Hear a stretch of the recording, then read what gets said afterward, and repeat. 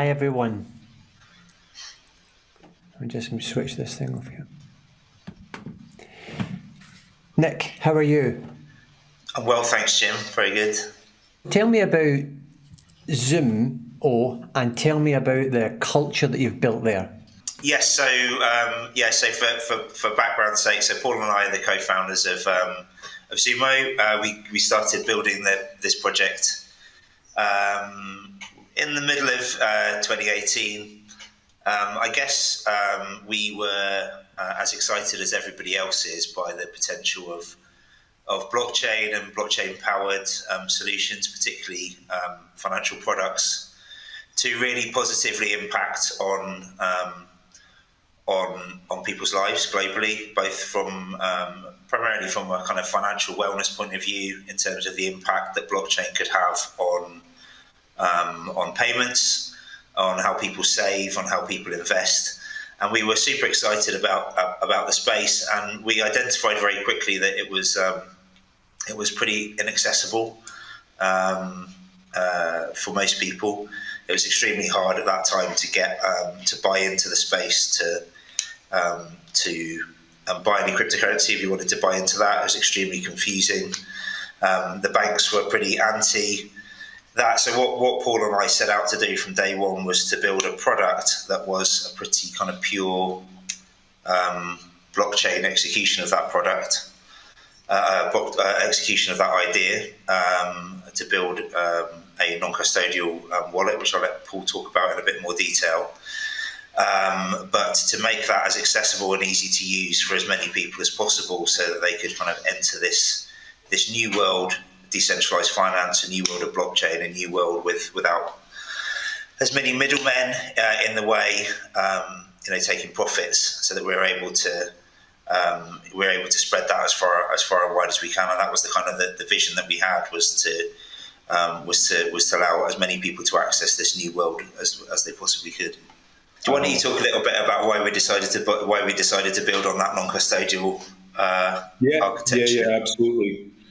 So, I mean, we always started out with Zumo with the idea of building a non-custodial wallet, and the real reason behind that was we felt that it was really the ethos behind the blockchain movement, the cryptocurrency movement, to be able to have true ownership of your own funds, to have funds that were held on chain, which is by far the most secure place for them, and to be able to access and move them yourself without an intermediary in the way.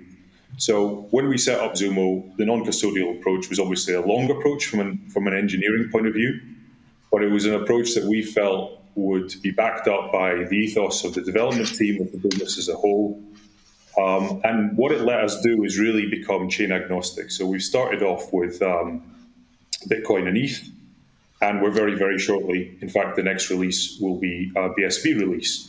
And one of the advantages with all of those protocols is that we can be non-custodial and have our users store their funds on chain with each of them. So that was really the kind of beginning of Zumo, and the reason why we wanted to be slightly differentiate with custodial type wallets, where the risk is really with the custodian in that instance, and the person who owns your funds rather than you owning them yourself. Hey, it's Jimmy Nguyen. Jim, how you doing? I'm gonna take over asking some questions for a while. So, when is this BSV launch happening that you're talking about? Because I know our team has been talking with you about it. When can BSV World expect BSV on the Zumo app?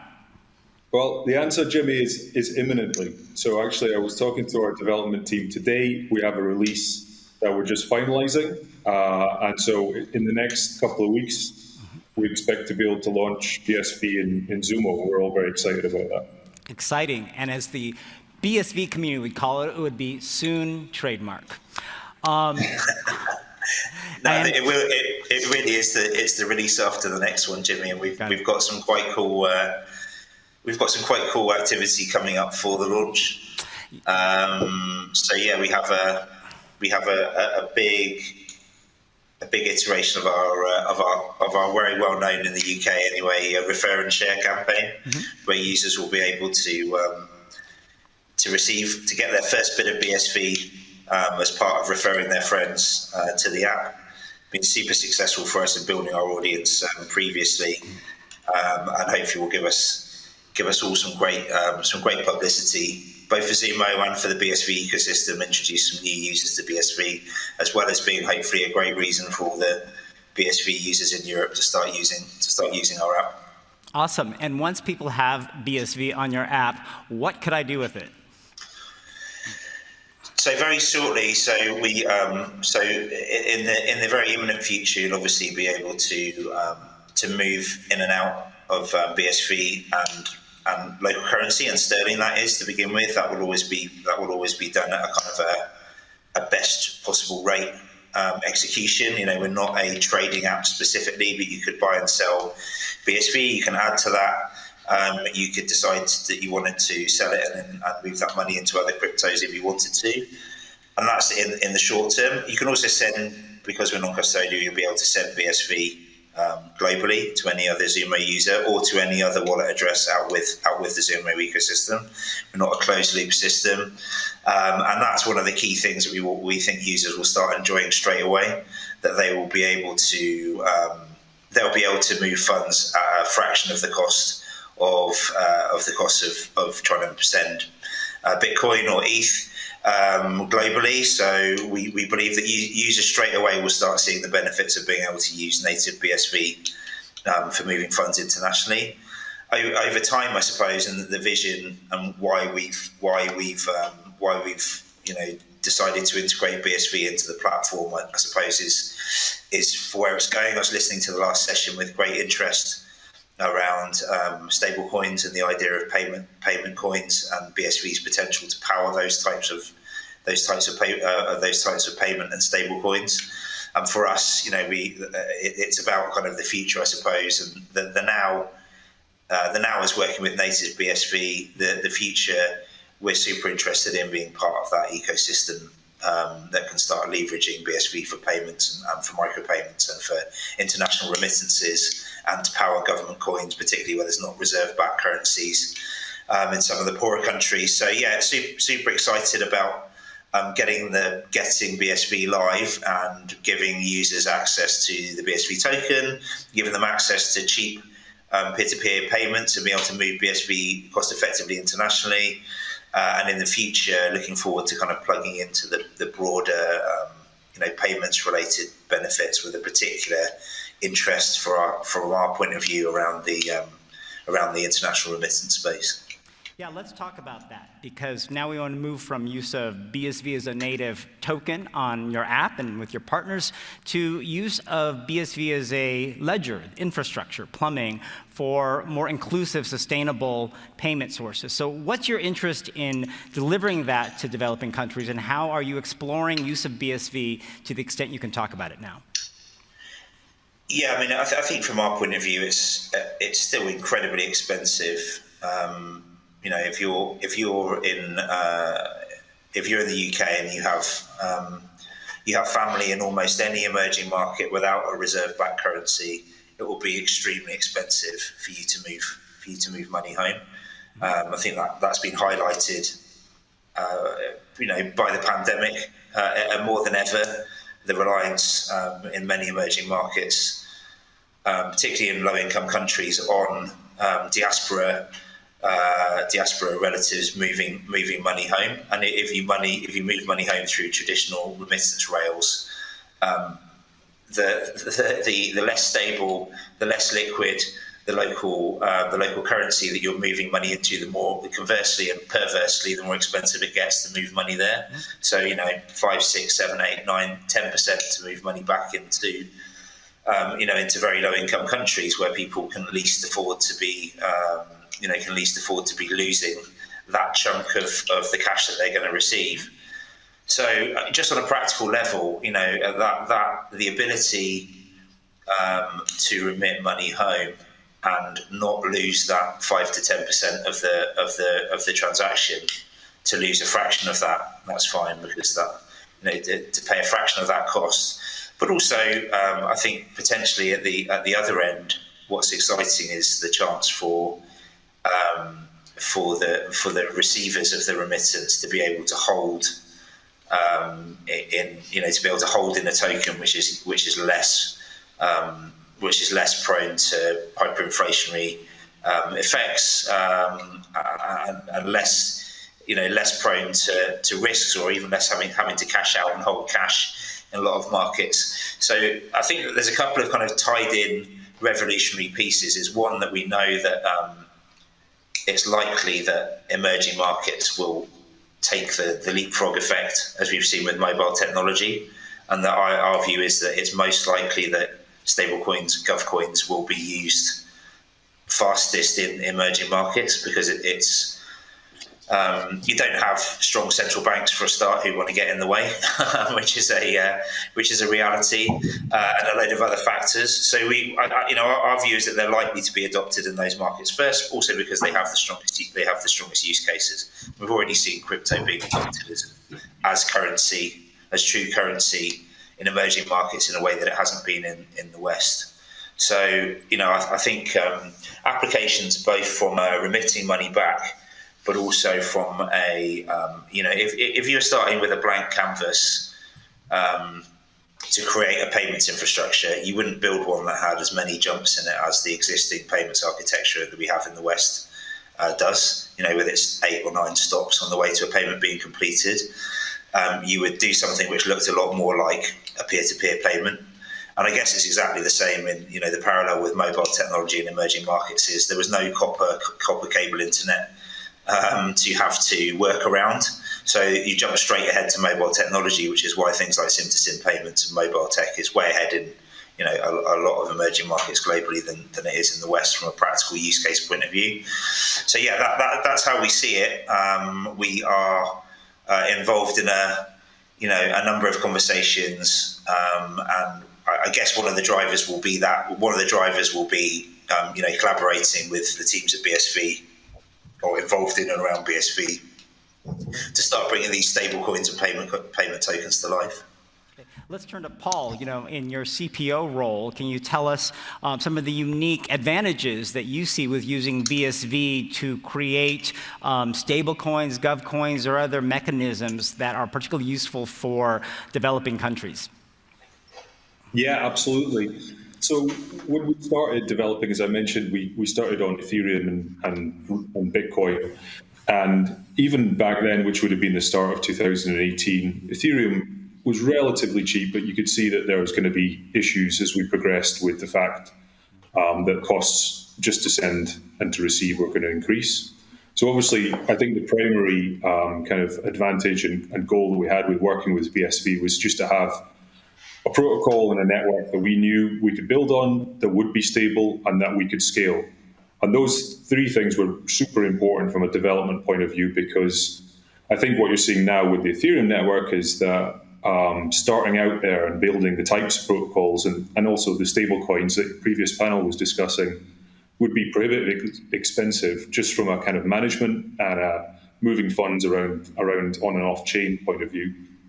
So that is absolutely, from a development point of view, the number one kind of advantage of working with BSV. I think as a second advantage, and again, going back to your previous panel, the amount of development that's gone on so far, the number of kind of really interesting other initiatives that are happening is really exciting for us as well. You mentioned as your last question there, Jimmy, on the previous panel, working with wallets. I'm very hopeful that we can be one of the wallets that the BSV community want to work with. We have a Zumo Kit is our SDK, which we can not only powers our app, but can power partnerships across the world. So we see those 2 types of things. So speed and efficiency of use, and then the opportunity within the community to continue to develop as the real drivers behind that. What do you think is the likelihood of Ethereum 2.0 being successful at scaling? I no longer answer that question. Nick, you have a reaction? I think we'll wait and see. We'll wait and see when it's eventually when it's eventually released. It's obviously an enormous project, and I guess it's admirable that there's a attempt to address some of the kind of fundamental issues with the underlying infrastructure as it is. I mean, I think it's fascinating, and we've been talking a lot recently to to the press around blockchain energy usage, for example. And I think we're just explaining really at the moment that there are, we're on the third wave of kind of blockchain protocols. BSV's only 3 or 4 years old, compared to, and really, it's fascinating to see the level of development and where we are now and where we're going to be in 5 years' time. It's really incredible. It's really almost impossible to fully predict. But well, let's wait and see where we get to. And I think it certainly can't get any more problematic from a kind of cost and speed of transaction point of view that it is at the moment. We're kind of at the end of that life cycle, I think. Let's talk about which developing countries or territories you're most interested in and where you foresee the most likelihood you will initially launch any of your stablecoin or GovCoin type envisioned projects. Yeah, I mean, we've always, for a long time, we've been interested in African markets in general. Obviously, Africa is 50 plus countries, and we're not, and it's impossible to kind of treat it as a homogenous one. I think for us, the focus will be on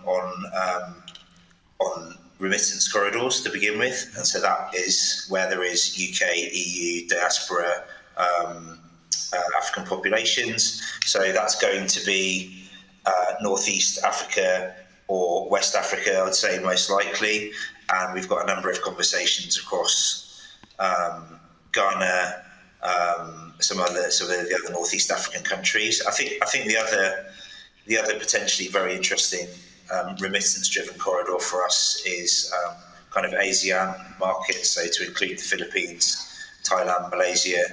That's again markets that are extremely interesting for us, and I think kind of ripe for disruption. But we've always seen this remittance, the remittance corridor piece, and as we build users in the UK and Europe to look to spread Zumo through efficiency of use, and as I say, the remittance corridor seems like the best way to do that. What would be your plan for entry into any of these specific markets? What kind of partnerships do you need, and how would you deal with any regulatory licensing?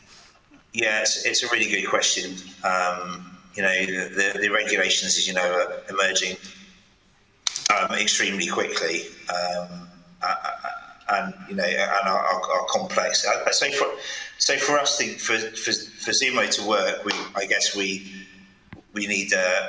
ideally want a partner to look after the fiat on and off ramp, because at the moment users still need to be able to use fiat currency in the real world almost everywhere. And medium term maybe that's not going to be the case, but in the short term it will be. So we need a regulated partner to handle that side of it. We are e-money license holder in the UK. That's kind of an 18-month process in the UK alone. Will be equally laborious in Europe as and when we're launching there. So we'd rather not have to attain our own e-money or banking license in every market around the world that we want to go into. So we're really looking for partner banks. It definitely helps to have government blessing and to be able to talk to